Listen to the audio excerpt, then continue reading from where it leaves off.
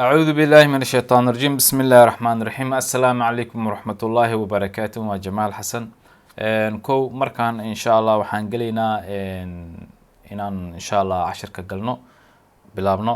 كو مركاد انستول سميسيد نود جي اس كا نود جي اس كو حلصو على سيني شايقة ان بي ام كا كو نود جي اس كا ايجينا فيرجن كا نود جي اس كا انو نود جي اس نوكوشرو انو نو شايقة يا كبعد ان بي ام عندنا علامدان ريغمدانيت بعدين في عندنا في waxa version la soo gaabiyo waay inta daadhahdid wuxuu ku sheegayaa versionka oo npm ka ah waxa laga yaabaa versionkan inta hadda isticmaalayo mustaqbalka waxa laga yaabaa inay isbedesho in case yani yaa umaleeynin hadii in case mustaqbalka daa aragtaa videoganiti future ama mustaqbalka daa aragtaa inay labo version isticmaalaan daa aragtaan dib male waxyaasho qaar oo hadda aan barayo weligiina waa isticmaalaysin ilaa hadee oo waxyaal oo way kaleete mar hadee wax la bedelmeene inta kale waa mustaqbalka ilaa mustaqbalka waa isticmaalaysin marka ko waxaan u baahanahay inaan furno desktop waxa aan oo tilmaamaya in folder oo npm samaystay folderkaas waxaan ku furanayaa koodka oo Visual Studio koodka ديبعاس ير waxay tilmaamaysaa folderkaniti ii fur amad waay isla markii folderka ii furmo waxa ii soo baxayo dhahayo because folderka ana sameeyay hadda way cusub tahay ama hadda ka keensato meel kaleete oo folder soo down gareyso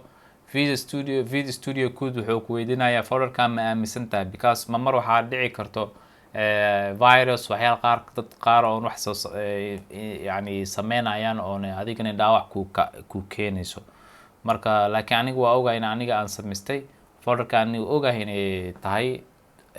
I trust this other yani folderkan waa aaminsanaya qofka sameeyay waa ogahay in aniga ahmo ama hadii saaxiibkay ama qof kale diyaay ama shirkad diyaay I trust adisa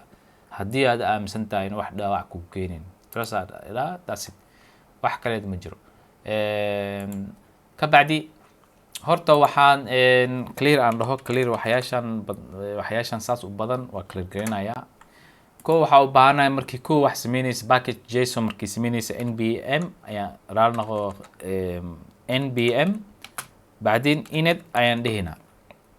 marka npm init dhahno enter aan dhihina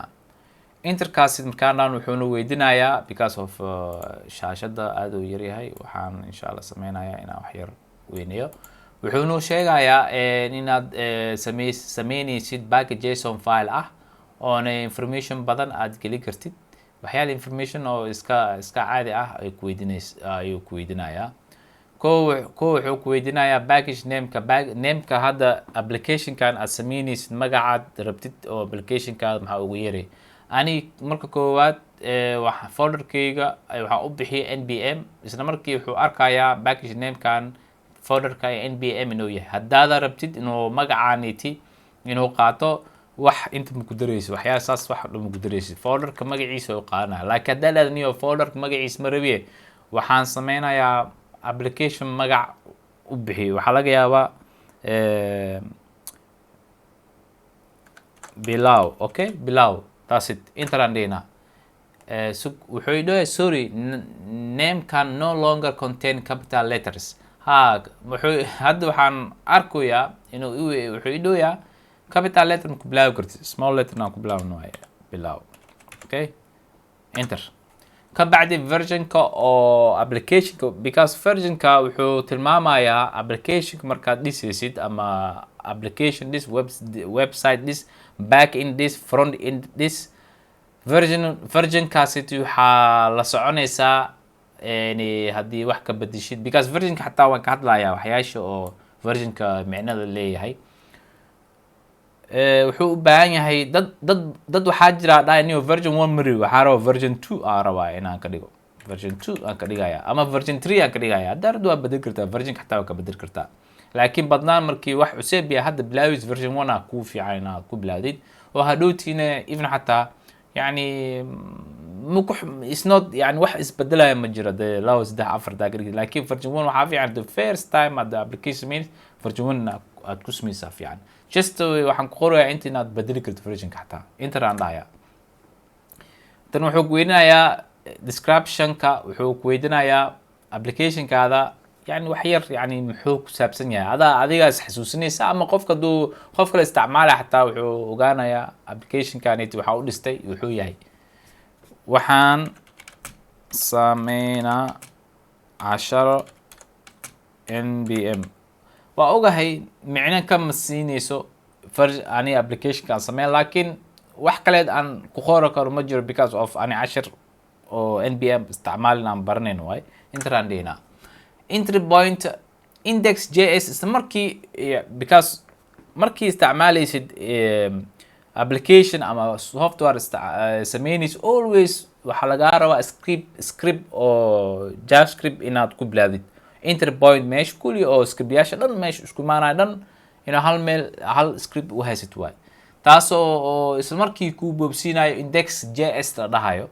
badnaan dadka qaarkood markii isticmaalayaan oo front end isticmaalaya index.js ay ku dhaafayaan, laakiin haddaada mathalan markood dad waxaa jira dhahaya niyo aan index.js marwiye waxaan rabaa inaan ku qor wax kale app.js kaasi badnaan dadka ugu badan waxaa laga yaabaa inay u isticmaalaan back end markii back end isticmaalayaan. okay, application.js ama markii react application isticmaalaysa mania back end kaligiis meen react application.js ay gelinaya ku xirno because magacaanit ina laazim waa inaa ku isticmaashid ku xirno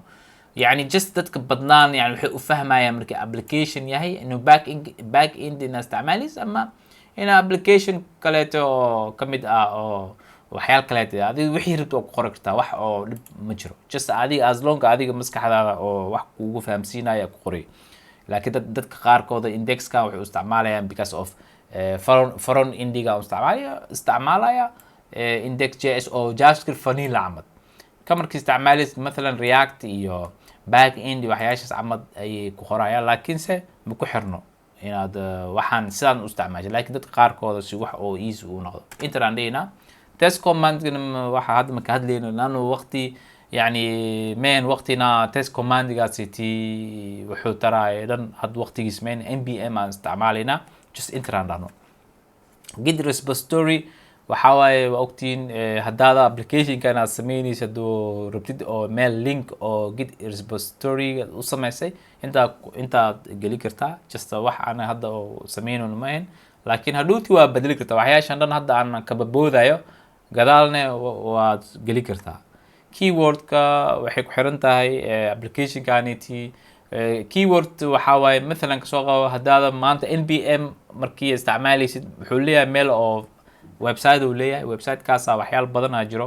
oo runtii package-yaal badan ku jiro. package-ka hadda ugu talagashay inaad dadka isticmaalaan ma markoo keyword-ka qoraysa oo dadkana hadday rabaan wax raadinayaan si wax oo ku helaan keyword-ka ku qoraysa. just wax ma sameynayno wax anaga ugu talagalay ma jiro oo inaa keyword ku qorno, just waa ka boodayna laakiin hadhowtii waa bedeli karnaa ama waa geli karnaa wixii hadda ka boodnay waa geli karnaa. author-ka waxaa laga wadaa aniga ahaan magacayga Jamaal waaye because application-kan waxaa dhisaya Jamaal ama adiga magacaada wixii rabtid ku qor intaan dhihina. bacdeen license-ka soo hire dad waxaa isticmaalaan isc iyo dad waxaa jira isticmaala mit. dadka ugu badan mit isticmaalayaan, laakiin license-ka labadaaniti waxay kala yihiin. please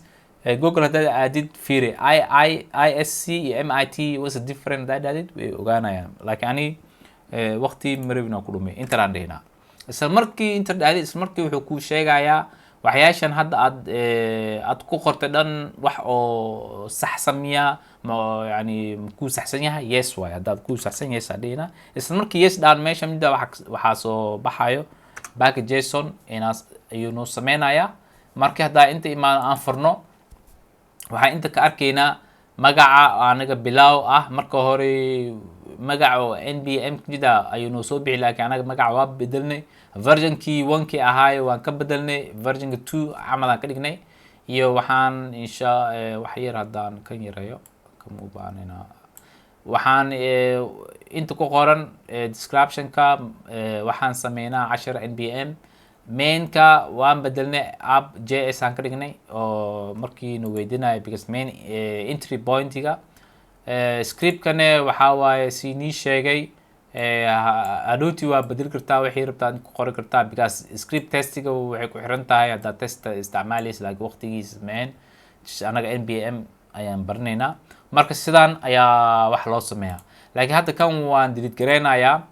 reason uu delete gareynaya waxay tahay waxaan rabaa inaan nii tusiyo way kaleete ayaan nii tusinaya insha allah clear aan dhaha npm aan qoraynaa init aan dhihinaa bacdeen waxaan calaamadaaniti oo rigmadaaniti bacdeen yes camad adigoo dhahda waaye labo